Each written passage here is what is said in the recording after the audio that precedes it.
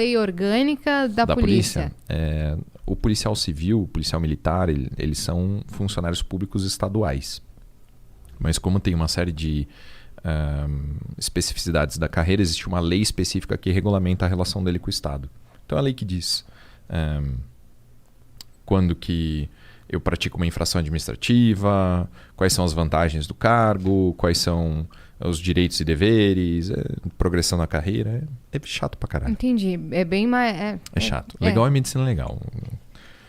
Lei orgânica é chato. Medicina legal? Medicina legal, é divertido. Isso é de investigação? Tá dentro da investigação. Eu trabalhei 5 anos no departamento de homicídios, trabalhei com local de crime e... Então, assim, uma pessoa foi morta, você chega lá e você precisa analisar o local, descobrir o que aconteceu, qual foi a arma que foi utilizada, quais são as lesões que aquela pessoa sofreu, né? Então a gente estuda tudo isso dentro de medicina legal. Toxicologia, traumatologia, asfixiologia, sexologia, tudo dentro da medicina legal. Entendi. É um misto de investigação com medicina, com direito. Ô, louco. Então, dá um exemplo. Por exemplo, rolou um crime, sei lá. Vou te dar vou dar um caso. Me dá um caso. Um caso legal. Então imagina que você chega num local de homicídio e você vê a vítima é um homem, ele tem uma corda em volta do pescoço e ele está preso no registro do banheiro. Sabe o registro do banheiro? Aquele negócio que fica lá em cima, né? Aquela que você fecha e tal. Então, aquilo normalmente é uma estrutura bem forte, às vezes as pessoas usam para se matar. Coloca lá a cordinha e tal e ele está lá naquela posição. Aí você chega lá e você começa a ler o corpo. Entender quais são os sinais que estão, os sinais característicos de asfixia e tal, e você percebe que não está batendo muito certo. Porque, por exemplo, os livores cadavéricos, né? Hoje, você, a Cris, a gente tem mais ou menos 6 litros de sangue circulando no corpo. Tá? E tem uma bomba, que é o coração, que está bombando esse sangue. Quando a gente morre, o coração para de bater.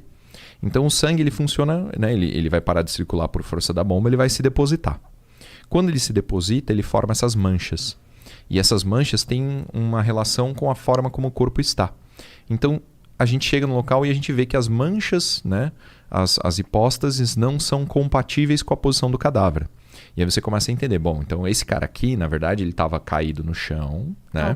Alguém pegou ele, pendurou e falou que foi um suicídio. Exato. Só pela mancha do corpo.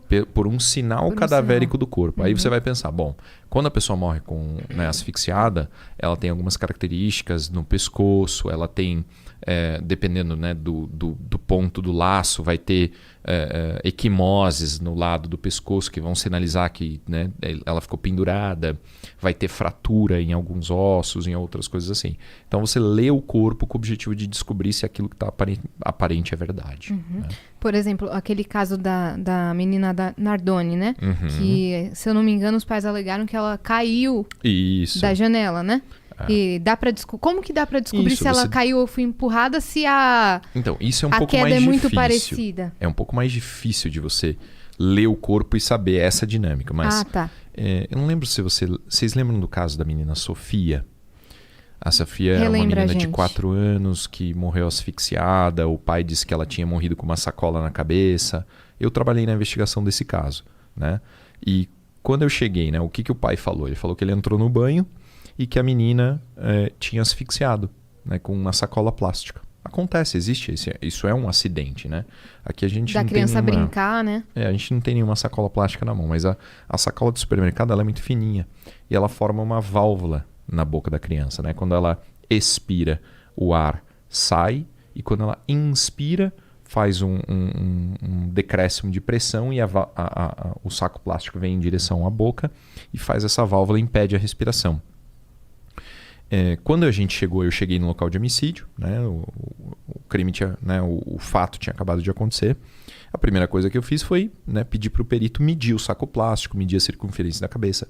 Já quando eu peguei no plástico, eu já senti que ele era muito grosso, que não era compatível com a função da válvula.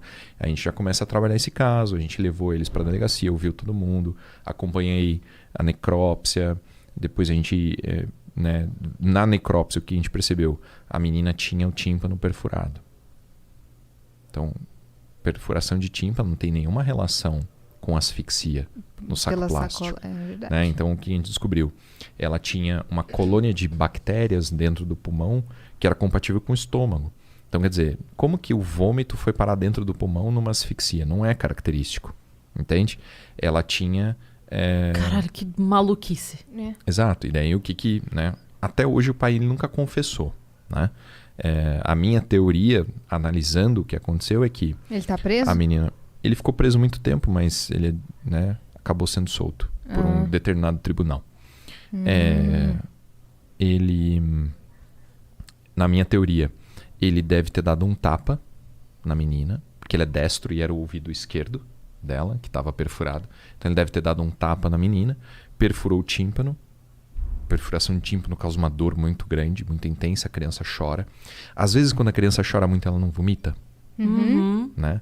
Ela, então, chorou, vomitou, ele deve ter tentado tampar a boca dela, por causa do choro, a intensidade e tal, no desespero. Ela acabou aspirando vômito, acabou sufocando, morreu asfixiada. Né?